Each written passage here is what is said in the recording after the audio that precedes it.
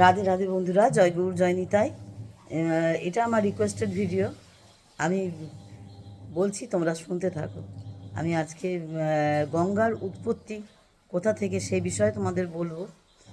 সেইটা ভালো করে শোনো, আশা করি তোমাদের সকলের ভালো লাগবে।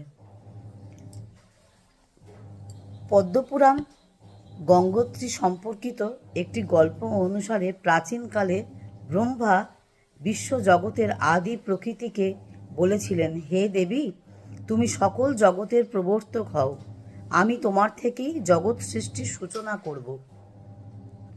ব্রহ্মার বলার পরই মূল প্রকৃতি গায়ত্রী, সরস্বতী, লক্ষ্মী, উমাদেবী, শক্তিবীজ, তপস্বিনী,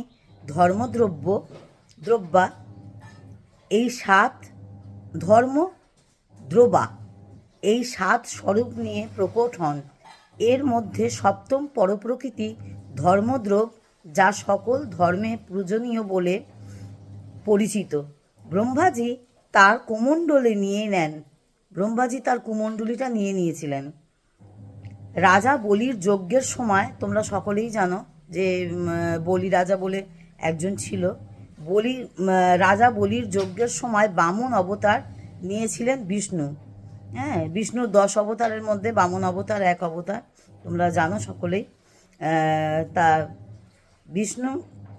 বামন অবতার নিয়েছিলেন বিষ্ণু।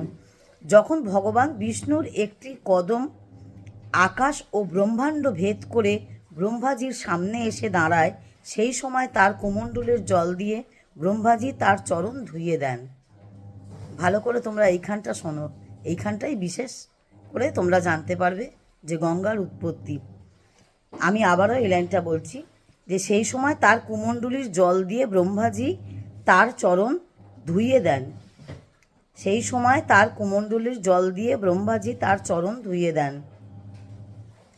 চরণ ধোয়ার সময় শ্রী বিষ্ণুর চরণের জল, এই জায়গাটা ভীষণ ভালো করে শোনো, শ্রী বিষ্ণুর চরণের জল হেমকূট পর্বতে এসে পড়ল। চরণ ধোয়ার সময় শ্রী বিষ্ণুর চরণের জল হেমকূট পর্বতে এসে পড়ল।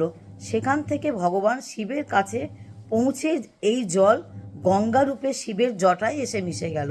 তাহলে প্রথমে জলটা তাহলে কোথা থেকে আসলেন, জলটা কোথা থেকে আসা হলো না, কুমণ্ডলীর জল দিয়ে বিষ্ণুর চরণ ধোয়ানো হয়েছিল, সেই জল গিয়ে পড়লো হেমকূট পর্বতে। হেমকূট পর্বত থেকে একদম শিবের জটায় গিয়ে মিশে গেল। আবারও এই লাইনটা বলছি, তোমরা মন দিয়ে শোনো। এটা কিন্তু আমার এটা মানুষের মনে ভীষণ প্রশ্ন, তোমরা প্রশ্ন করেছো, তাই এই ভিডিওটা আমি করছি, যাতে তোমরা বিশদভাবে ভালোভাবে জানতে পারো।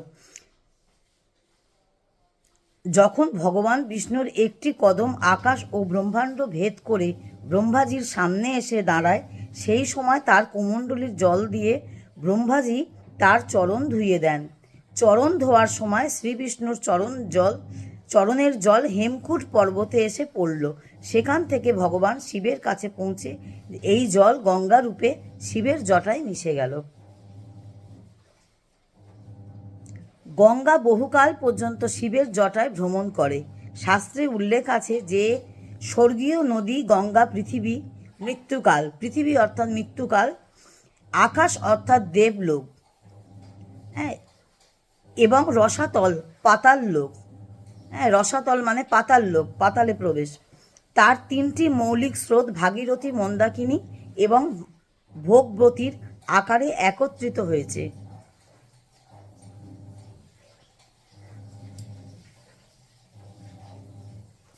নারদ পুরাণ অনুসারে একবার গঙ্গা তীব্র গতিতে প্রবাহিত হচ্ছিল। সেই সময় ঋষি জন্নু ভগবানের ধ্যানে মগ্ন ছিলেন এবং তার ঘটি ও অন্য জিনিসও সেখানে ছিল। এই সময় গঙ্গাজি ঋষি জন্নুর পাশ দিয়ে যাওয়ার সময় তার ঘটি ও অন্য জিনিসও নিজের সঙ্গে ভাসিয়ে নিয়ে চলে যান। যখন জন্নু ঋষির চোখ খুললেন, তখন নিজের জিনিস না দেখতে পেরে অত্যন্ত ক্রুদ্ধ হলেন। তার ক্রোধ এতটাই বেশি ছিল যে তিনি ক্রোধান্বিত হয়ে পুরো গঙ্গা পান করে নেন। এরপর ভাগীরথী ঋষি জন্নুকে গঙ্গাকে মুক্ত করার অনুরোধ করেন।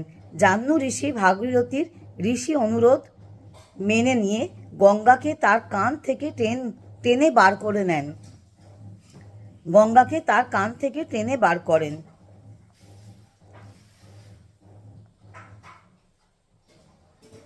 তাহলে আমরা জানতে পারলাম গঙ্গার উৎপত্তি বিষ্ণু চরণের ধোয়া জল দিয়ে। যার জন্য তোমাদের বন্ধুরা একটা কথা বলি, ভগবানকে কখনো গঙ্গা জল খেতে দেবে না, কারণ ভগবানকে গঙ্গা জল খেতে দিতে নেই। অনেকেই তোমরা গঙ্গা জলে হয়তো পুজো করে থাকো, গঙ্গা জলে পুজো করবে, কিন্তু গঙ্গা জল কিন্তু খেতে দেবে না ভগবানকে, কারণ ভগবানকে খেতে দিতে নেই। তার কারণ হচ্ছে বিষ্ণুর চরণ ধোয়া জল দিয়ে কিন্তু গঙ্গার উৎপত্তি হয়েছে। সেই গঙ্গার জল কিন্তু, সেই চরণ ধোয়া জল কিন্তু শিবের জটায় গিয়ে পৌঁছায়। তোমরা শুনলে বাকি কথা। যাই হোক, আমি যে অনুরোধ করেছিল সেই আশা করি ভিডিওটা তোমরা দেখবে, সকলেই দেখবে, সকলের জন্যই এটা জানার খুবই প্রয়োজন, সকলেই জানতে পারবে। সকলে ভালো থেকো, সুস্থ থেকো, কমেন্ট করো কিছু একটা কার কেমন লাগলো। আর অবশ্যই কিছু মানে যার যা প্রশ্ন আছে কমেন্ট বক্সে করবে, আমি উত্তর দেওয়ার চেষ্টা করব। আমি রিকোয়েস্টেড ভিডিও রাখার চেষ্টা করি, তোমরা অনেকেই জানো। আমি আগে রিকোয়েস্টেড ভিডিও দিই, তারপর আমি অন্য ভিডিও করি, কারণ রিকোয়েস্টেড ভিডিও আমি খুব তাড়াতাড়ি দেওয়ার চেষ্টা করি, যে যাতে তোমরা তোমাদের প্রশ্নের উত্তরটা সহজেই পেয়ে যাও। আমি কমেন্ট বক্সে সবটা লিখে উঠতে পারি না, কারণ লেখাটা সম্ভব হয়ে ওঠে না, কারণ অনেকটা কথা তো লিখতে গেলে অনেকটা বড় হয়ে যাবে, তোমাদের হয়তো ভালো লাগবে না, বা হয়তো আমার মনে হয় যে এটা শুধু একজন কেন জানবে, প্রশ্নটা হয়তো একজন করেছে, কিন্তু আমি যদি একটা ভিডিও দিতে পারি তাহলে তোমাদের সকলের উপকার হবে, সকলে এই বিষয়ে জানতে পারবে, সকলেরই জানার আগ্রহ আরও বাড়বে, আর আমাদের সনাতন ধর্মের প্রচার হোক, সনাতন ধর্ম আরও ছড়িয়ে পড়ুক, এটাই আমার অনুরোধ। সকলে কৃষ্ণ নাম করো, গৌর নাম করো, গৌর না বুঝলে গতি নাই, গৌরের নাম করতে হবে, কৃষ্ণ নাম করতে হবে, নাম জপ করতে হবে, সবই করতে হবে, গুরুচরণ আশ্রয় করতে হবে, অবশ্যই সদ্গুরুচরণ আশ্রয় করো, গুরু মন্ত্র জপ করো, এতেই মুক্তি, এতেই মোক্ষ লাভ, এতেই মুক্তি পাবে। এই মানব জনি থেকে উদ্ধার আমাদের সকলকে পেতে হবে। এসো আমরা সকলে করি একাদশী, সকলেই বারব্রত করি।